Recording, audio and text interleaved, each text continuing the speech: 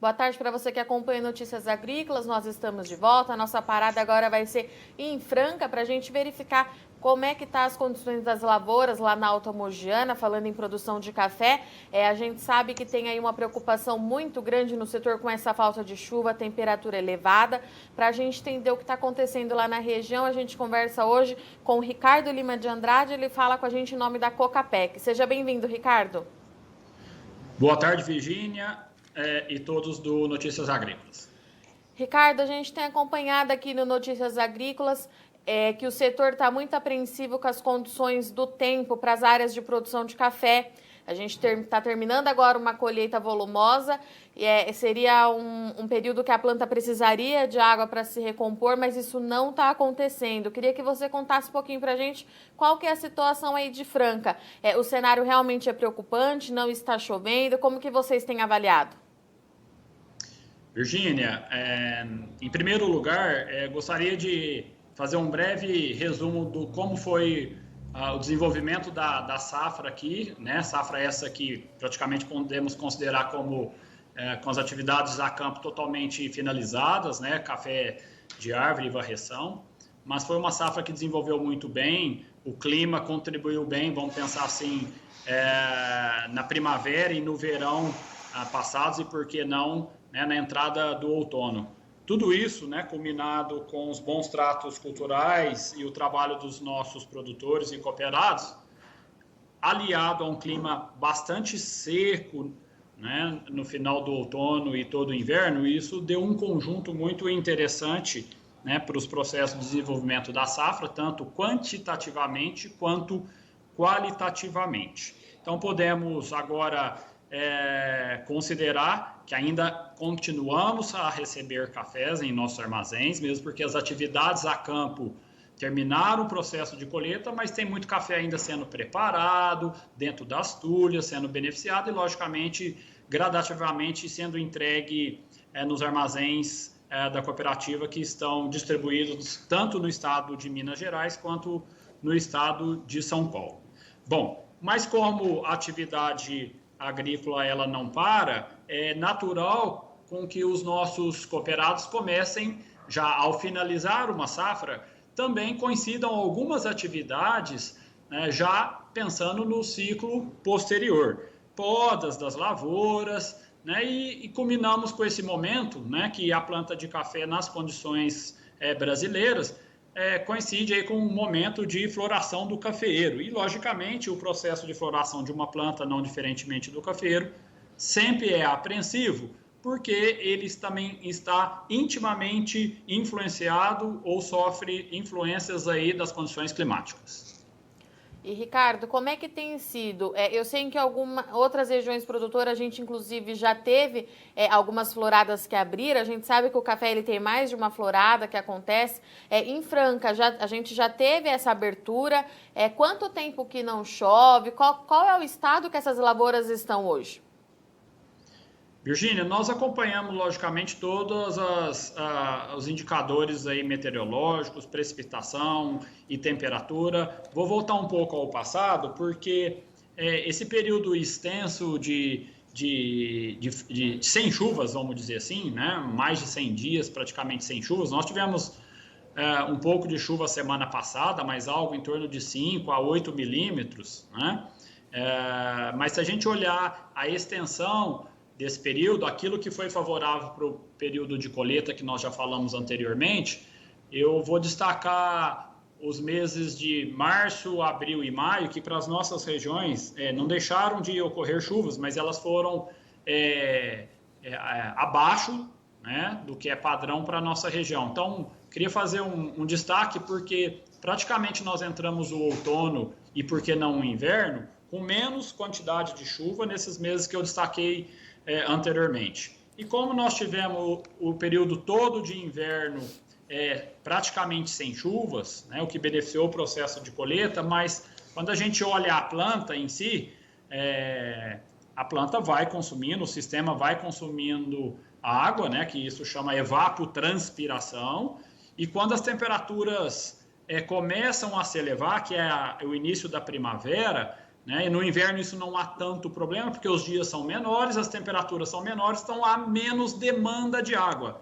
Mesmo que a gente tivesse menos estoque lá atrás, a planta suporta, logicamente, mesmo que o cafeeiro suporta um certo limite de déficit. Mas como agora as temperaturas vão se elevando, e aí nós destacamos que essa semana, sim, nos preocupa, porque praticamente para as condições de Franca, que é um tropical de altitude, nós estamos falando com máximas em torno de 37, 38 graus, talvez áreas com altitude um pouco mais baixa aqui dos 1.000 metros, 900 metros, tenhamos temperaturas até superiores a isso.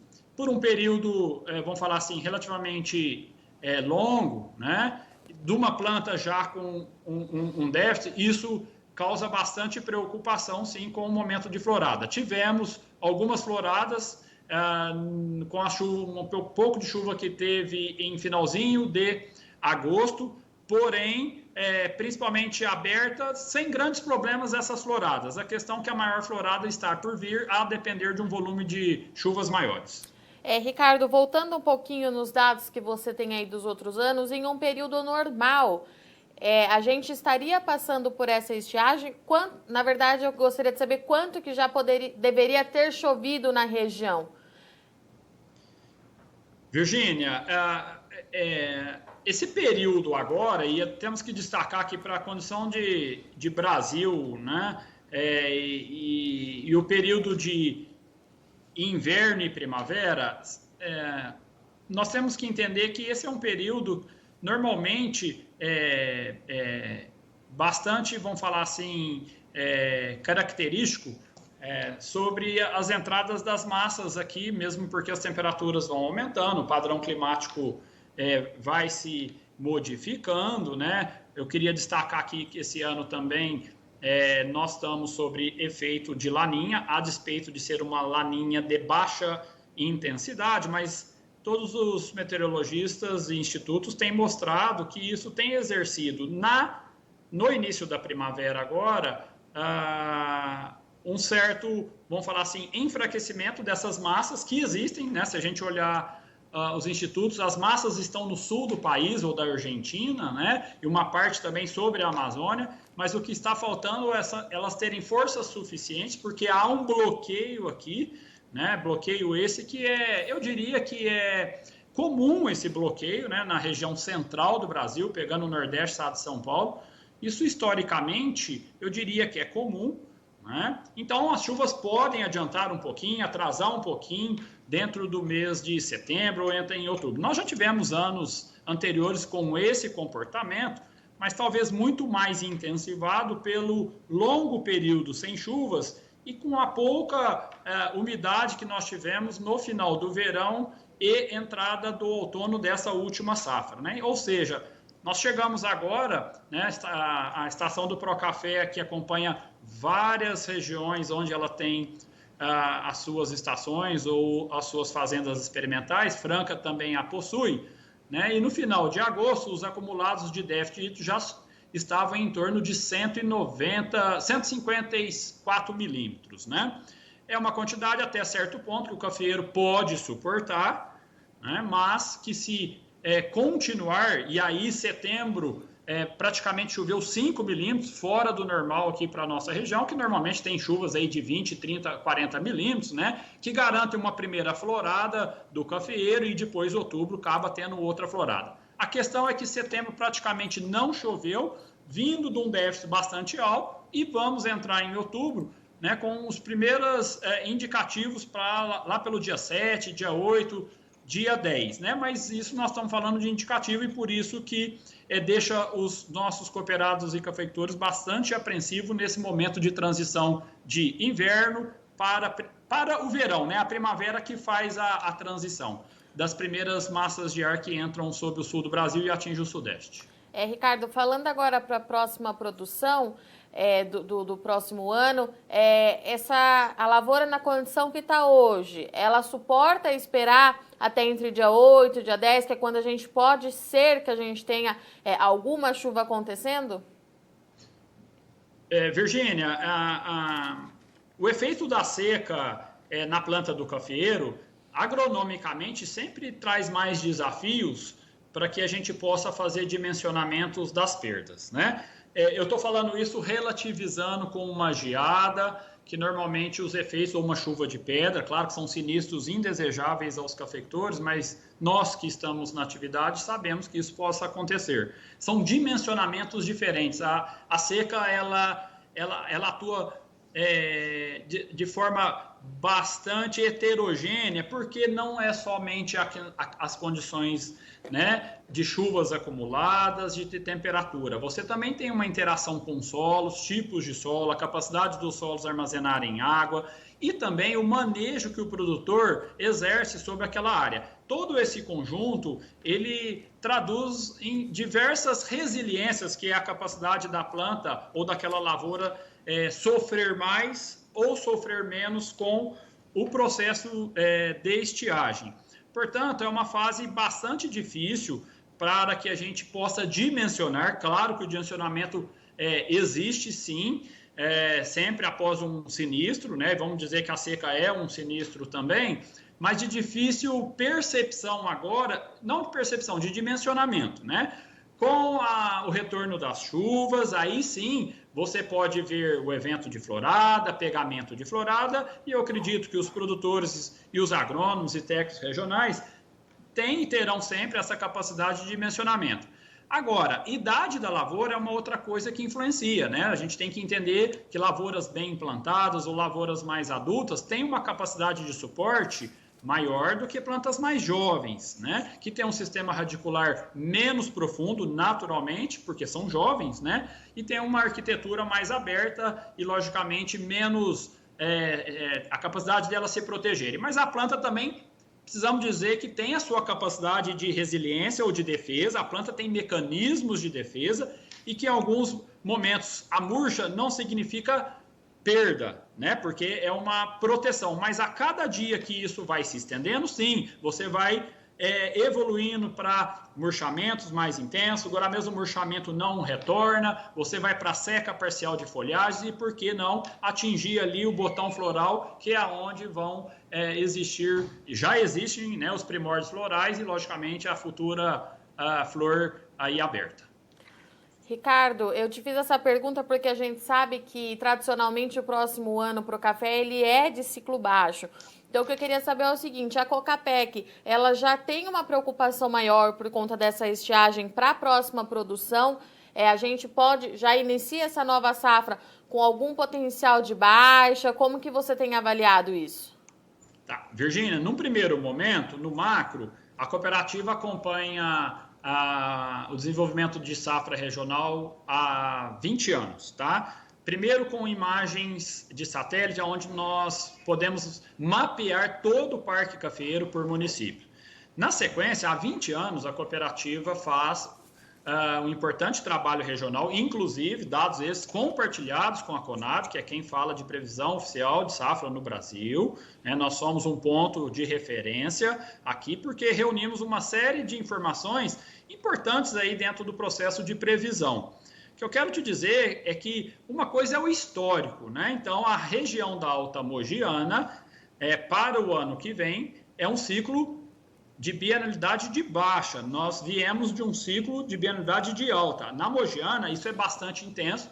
Podemos falar, de modo geral, que a safra aqui ou é o dobro ou é a metade, né? Isso num movimento normal da própria fisiologia da planta, que é a bienalidade que nós estamos falando. Agora, sim, é inexorável que nos preocupa o momento, porque nós sabemos e temos relatos até da nossa equipe técnica, né, até com fotos, imagens, né, através dos seus trabalhos, onde você tem lavouras já mostrando, né, estágios aí de desidratação bastante intensos, logicamente com influências até ali no botão floral, como nós falamos. Então, temos que considerar que já tem perdas marginais, sim, de café, vamos dizer, né? Talvez para um produtor possa estar bastante atingido, dependendo das condições dele, mas de modo geral, né, nós vamos para um ciclo de baixa, né, com o efeito já de um processo de estiagem bastante forte, como nós já relatamos em todo o nosso, em todas as nossas conversas aqui que antecedeu esse questionamento seu. Portanto, Portanto, nos preocupa sim, estamos acompanhando aqui as previsões dos diversos institutos, né, conversando com os nossos cooperados, porque é um momento natural de bastante apreensão, porque enquanto não se confirmam num curto prazo as chuvas, né, é difícil a gente garantir o processo de florada, sabendo de todas as condições não adequadas que as plantas estão enfrentando nesse momento a campo. Perfeito. Ricardo, para a gente finalizar, a Cocapec tinha previsão de receber 2 milhões de saca dessa safra que está terminando de ser colhida. A cooperativa está batendo essa meta? Virgínia, a Cocapec tem 35 anos. Esse ano é o ano que nós mais recebemos café até o momento, né? Comparativamente ao ano fechado de 2016 e 2018, que foram os anos que nós mais recebemos cafés. Então, até o dia 10 de setembro, a Cocapec já tinha superado os 2 últimos anos de maiores recebimentos. Sim, a nossa previsão também justificada pela previsão lá dos trabalhos da equipe técnica junto aos nossos cooperados, indicam, né, uma previsão de safra a ser recebida de 2 milhões de sacas. Estamos indo num ritmo muito bom, nós já estamos acima, como eu te falei, nós já recebemos mais de 1.700.000 sacas. Esse número é histórico para a cooperativa. Eu queria destacar também que estamos também, por que não, em algum momento, acompanhando os problemas logísticos aí, do escoamento da safra brasileira, mas a Cocapec, em todos os seus núcleos, não deixou em nenhum momento, nenhum dia de receber café, não ficou mais de um dia sem receber café, ou seja, não tivemos filas. Isso mostra que ela se preparou junto aos seus cooperados para receber essa safra, fruto das previsões e de todas as informações que ela coloca na mesa para tomar as suas decisões de investimento, né? Mas temos mais 3 meses ainda para receber. Sabemos que tem muito café ainda dentro das estruturas, das lavouras não, do processo de secagem dos nossos cooperados, terreiros, né, vamos falar assim, nas tulhas. E esses cafés, eles normalmente em anos anteriores, até dezembro, o cooperado continua a depositar café. Se o mercado também der uma outra puxada, acreditamos que isso intensifica também para que os cooperados tragam mais cafés para poder comercializá-los. Perfeito. Ricardo, muito obrigado pela sua disponibilidade em conversar com Notícias Agrícolas. Deixo o convite aberto para a Cocapec voltar mais vezes. Obrigado, Virgínia. Estamos à disposição também como sociedade aqui na Alta Mogiana. Portanto, essa foi a nossa parada lá em Franca, na Alta Mogiana, para conversar com o Ricardo, que falou em nome da Cocapec com a gente hoje. Ele trouxe um balanço dessa safra que está terminando de ser colhida. Os números da Cocapec lá no começo da colheita indicavam aí um recebimento de pelo menos 2 milhões de sacas. Esse número está sendo batido, confirmando aí essa safra volumosa, mas que atende aí de maneira o mercado externo, o mercado interno. O Ricardo pontuou que a cooperativa segue acompanhando aí os trabalhos de logísticas, é um trabalho intenso de recebimento, mas que está tudo acontecendo dentro da normalidade do mercado. Bom, para a próxima safra, a Franca continua com aquela preocupação com a falta de chuva na região. Há mais de 100 dias não chove lá na região. Lembrando que as chuvas abaixo da média já vinham sendo registradas lá entre março e abril, então o déficit hídrico no solo ele preocupa bastante o produtor de café.